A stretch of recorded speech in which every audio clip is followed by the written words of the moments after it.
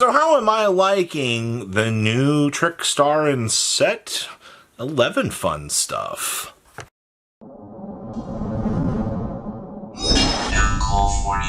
Make sure you guys smash the ever-living crap out of that subscribe button so you guys don't miss out more content. So we just got done with another round of playtesting. I guess I get to talk about Set 11 in today's adventure, and also I guess we should get the premium stuff out of the way too. We looked at some of the lists from the BCS in Illinois. Hi, I was there. I thoroughly scrubbed out. My friend saw a Neonectar list that was playing Defense Innis, and he really latched onto it. Like, this man, he has not got to play a lot of premium in a while, but he latched on, and he was like, oh my gosh, I get to play one of the things I love most. So we put together Defense Innis, and we just went to town testing it tonight.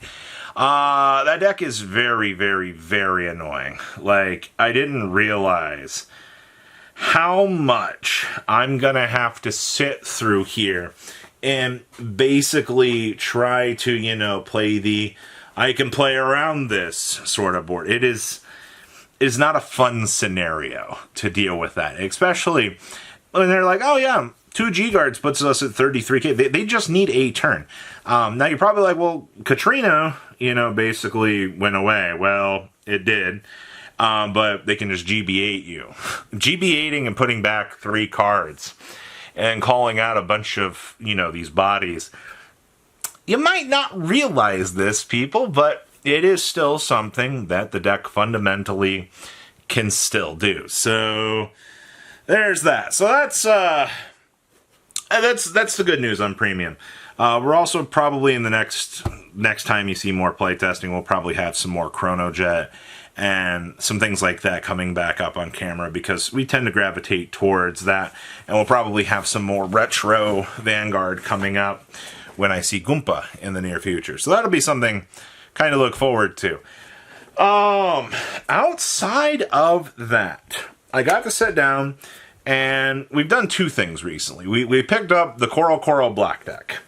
The Coral Black deck actually topped, I think it was a very small BCS in JP. But we put it together, and we'll have the profile up at some point for you here. The deck it builds like this OTK board of like insanely stupid numbers. I think these numbers are hitting like 50, 60k. Like, they are so ridiculous in their stats that you just take a look at them and you're like, 50, like, going into, their first grade 3 turn, they go up to grade 4, and they're like, oh, by the way, they just start smashing you in with these numbers, and you're just like, what am I supposed to do against this? The answer is you're not supposed to do anything. That's the crazy part about these numbers. They're slamming you in the face with such high crazy numbers. It's crazy. But the problem is that's not the only thing that this deck is capable of doing.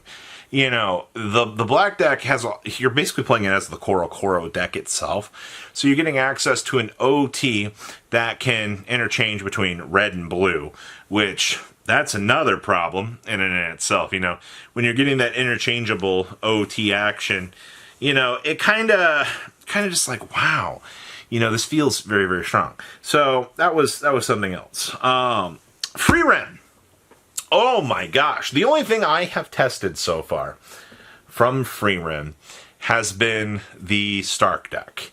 I want to be very clear with you. I think Fern is the best of the 3.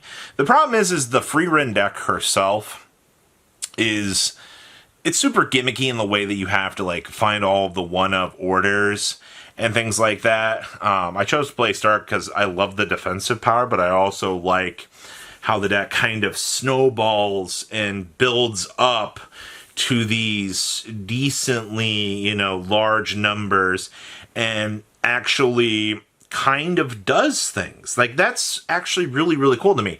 Meanwhile, you got Fern out here who's acting like Ethics Buster, you know, smashing through and doing kind of some insane numbers by herself. I mean, once again, that's fine, you know. You're going to have this opportunity to build these big boards and to smash through and to do these things. That's good. But Freeran feels the worst. Stark is second, and I think Fern is probably the best of them all, but we will have to wait and see. You know, these collab decks, they do take time, though. Freeran is kind of an exception to the rule. It's one of those things, it's like a lot of people are gonna want to play this, and that's very true. I do agree. It was a good thing. Now, I've also been playtesting. I've actually been learning Standard Nirvana. I didn't play Standard Vanguard during the time that Nirvana was through, and actually the reason why I've enjoyed more standardized recent Vanguard is because it actually, you're getting closer to the power creep of premium, but it's also like at the point right now that on a casual side of things, it doesn't feel like a terrible format. Now, Trickstar being able to do this, woohoo, you know, pulling out all of these pieces and, you know, just kind of spinning around and going, you know, full turbo crazy, is kind of fun, honestly. And honestly, that's the reason why I've enjoyed it. It's because you can do all this crazy batshit dumb stuff, and it just looks very, very fun. I like that. As for what Keegan's been playing, Keegan's liking toys right now. I told him to pick up the deck. He's like, I'm going to wait. We eventually got all the stuff. Now he's like, I really like this deck. Like, relationship ended with Odium. Now, you know, the toys are my best friend. Of course, you know, they love Ava to death as well. So, Austin's been on Varga, but also Austin's been on the Koro side of things. In terms of other updates and things that we as a whole have been going around with here in the new format, we just got another friend of ours interested in Vanguard because of Quince, Freeran, and Ava Mujica. They're basically a Weiss player, but they were like, you know, you can teach us how to play standard Vanguard. You know, we were a little bit curious about the game, and they eventually do want to learn how to play the Yotsuba win condition. So, you know, I think we're going to have some more slightly casual stuff. I've also got another friend that wants to learn standard from premium. He wants to put the training wheels on, and we'll give him, you know, Shiranui. I think that's a good step. If you're a premium player, engaging yourself into this, I mean, you just got to learn how to, like, do defensive sorts of options. Know that, you know, you should guard earlier. I think that's the biggest success if you're getting into standard from premium, is you just have to learn how to guard earlier. You know, and that's a very easy, you know, notion. As long as you can handle, you know, oh, hey, I can do this here, you know, not totally get blown out. Okay, mission accomplished.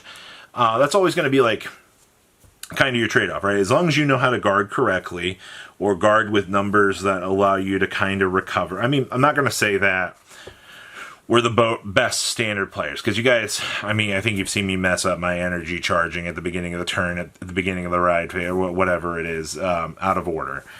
Sometimes I forget all about it. That's why I need to go play Buddy Fight, where I can't forget to I don't energy charge. I do, you know, the charge and draw sort of mechanic.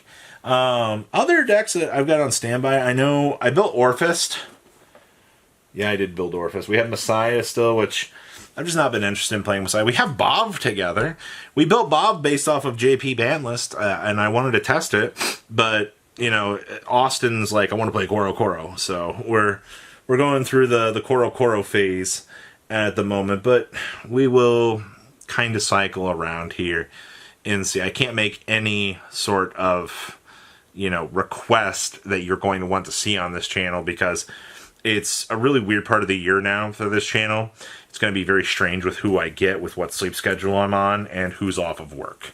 Because, you know, people work overtime, and that's going to be a problem for a little while. So I recommend that you be patient here, and we buckle up for the long term here for what's going to happen with this channel. So please do take some time, show some love, smash the crap out of that subscribe button, and I'll try my best to keep getting good content for you guys. You guys have a good rest of your day, all right? Thanks for watching today's video. Check out tradingcardmint.com down below in the description. Enter MCool40 on checkout, save a little bit of money on your purchase. Check out mcoolgames.com if you're interested in getting some cool play mats and single trading cards as well. Make sure you guys subscribe to the channel, turn on those notifications so you don't miss one of our videos. Thanks for watching.